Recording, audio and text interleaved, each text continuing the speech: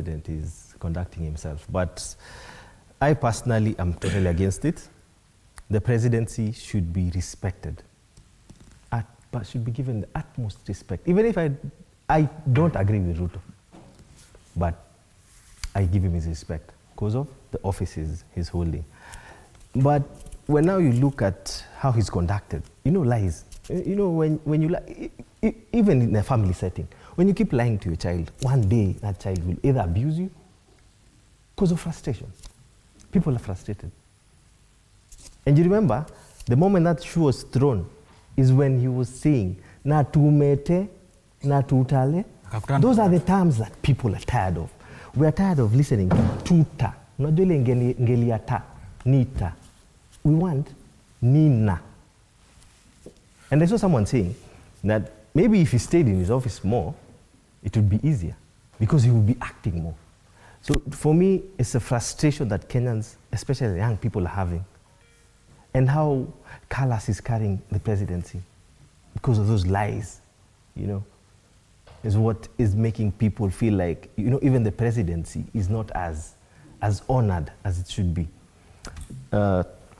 But this, coming back to what Mark was saying, Mark looks like a young guy. How do I inaka young?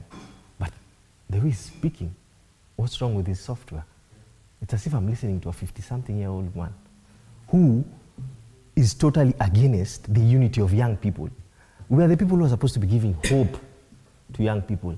We are the insiders in political parties. We're insiders in politics. So we know what is going on.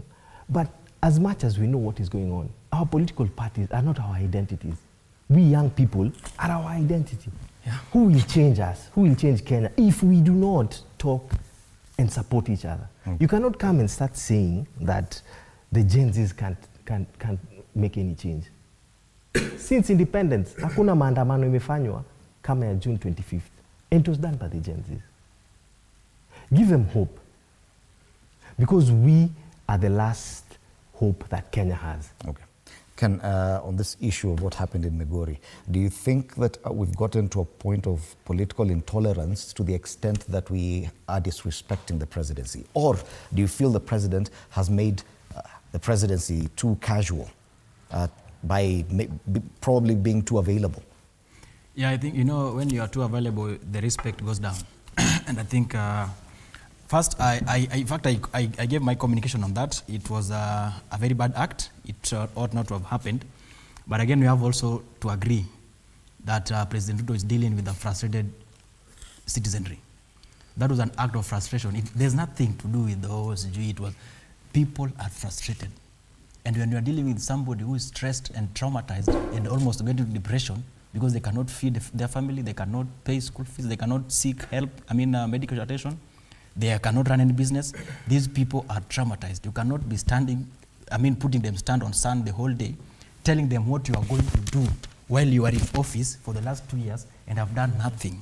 So you see, the shoe throwing was bad, but it was out of what? Once you've done wrong to somebody, you cannot dictate how they'll respond to it. So it's up to the president and the handlers of the president to ensure that the right thing is happening so that we don't engage in such unpresidential acts any other time. Now let me just put it shortly so that we finish up. Fred, there was an allocation of 2.3 billion for the renovation of State House. We must not let it go. 2.3 billion is not a pocket change. We recently renovated State House, State Lodges. I'm just asking, if we can take 2.3 billion to renovate a State House, which has been there for the longest time, where are our priorities? Get that? 2.3 billion is money that can build up to 115 ECDs, centers, for our children to get education so that they can prepare themselves for the future. Fred, 2.3 billion is money that can drill 920 community boreholes in Mandera. Pay for the vaccine. You get that? 2.3 billion can give us 46 level 3 hospitals fully funded. Fully equipped. That is 2.3 billion for you. And in this country, we have areas where, don't even talk about level 3. Even a chemist, a dispensary, you cannot get. But then, instead of looking at essential things that are necessary, we are focusing on putting more pompous and luxury for people who are already living at the large. Get that? So it is an issue of priorities that are making even Kenyans frustrated. Fred, on the issue of youth influencing the 2027 elections, I want to tell you and I want to confirm to you here that it will happen. And listening to my colleagues in the youth wings, I'm so surprised, but again, I agree with them.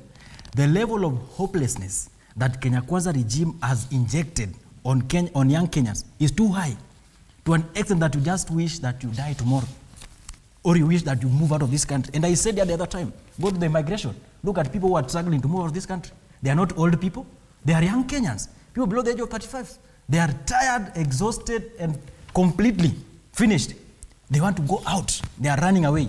So when they say that they feel like agencies will not influence, it is out of the hopelessness that Kenya Kwanza has bestowed among them. But I want to give you hope. The Gen Zs are going to influence the elections, and we are going to restore the sanity and order in this country. Right. On the issue of, I'm just finishing up so that time I need to give each one of them the issue of Mbadi and Opio being in the government, I agree with him that a community might feel that they are involved. But let me ask you, Mbadi sits at the treasury. Do you know how many people are dying in Suba because they cannot even access health facility? Do you know how many people are going without food in Suba, where Mbadi comes from, the village? Do you know how many roads are in Suba that are not being tarmacked? So it is not about the feeling. It's about service delivered, the actual thing. Because people will not eat John Mbadi's name. People will not eat John Mbadi's face in government. People want service delivered. And we are calling for respect to presidents. But if we don't deliver those services, we are going to get more shoes. On this issue of the shoe throwing in Migori, I don't know what your take is. Kindly do that as you make your final comment. Yeah, I think generally my final comment is just two things. The last one I think will be about the shooting.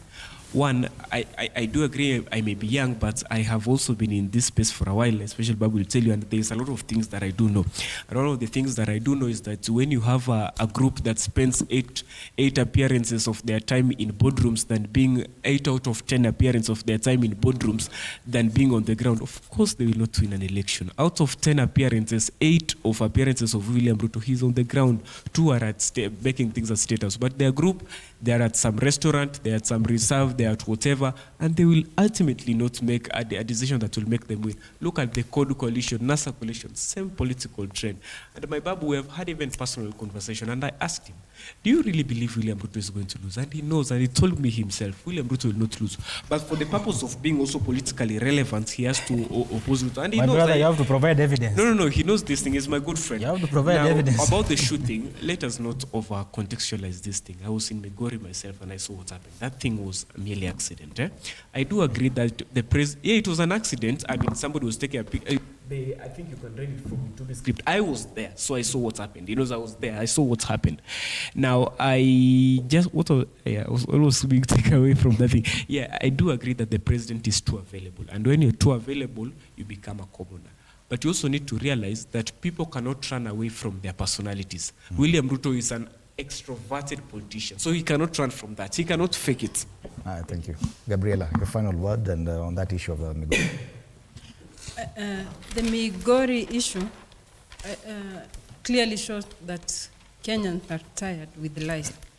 President William Ruto is trying to divert real issues to instead au mashujaa ya ukabila. As Kenyans, we don't want to know ukabila because young people don't know their tribe. Wengi ni mixed many tribes. So as Kenyans, we want to hear real issues affecting Kenyans. President speaking about real issues affecting Kenyans. Not mashujaa ukabila, not because if it's about ukabila, then he's the most tribalic politician in Kenya. So, and I think the president lost its respect last year during the maandamano on 25th June. So, to me, Ruto, he must start acting on real issues and stop diverting his incompetency to blame other people in terms of tribalism. All right. Finally, Lena, you wrap it up for us. I really don't think, or rather I think what happened in Migori is a reactionary of what the Kenyans have been what has been happening in the political sphere, and this is what I mean. For a long time, Kenyans have been calling for accountability and good governance and telling this government, stop corruption, and saying that let those that have been corrupt, for instance, be brought to accountability. But you have not been seeing the same. So it has come to a point whereby the Kenyans are using their emotions as weapons. And they feel, that's why you feel when a member of parliament or when a politician dies or a politician's child dies, Kenyans are very happy because they feel like that is the only accountability mechanisms that, has come to them. So I feel like that's a reaction of how the Kenyans are feeling. And of course, it really affects the presidency. And doesn't just affect the presidency of President William Ruto, it will affect subsequent presidencies, because people will have lost respect for that. But now, my biggest fear is that this emotive response may not just be in the current scenario. This emotive response will now cross borders to even other areas. Utakuwa tu hapa and then a Gen Z comes and throws a shoe at you. It will happen in corporate, it will happen in churches, it will happen in schools. Start checking your shoes when you come to studio. It may happen in any particular area. So for me, I don't feel like that was really a good response. I don't feel like it's a good response, but I also feel like something needs to be done. The government, or rather the political class, needs to do something to at least quench this kind of fire that Kenyans have in them. All right. Yes. Well, it's very interesting to hear the perspectives from the young people on what they feel is right or wrong in as far as what's happening in our country is concerned. Biggest headlines this week.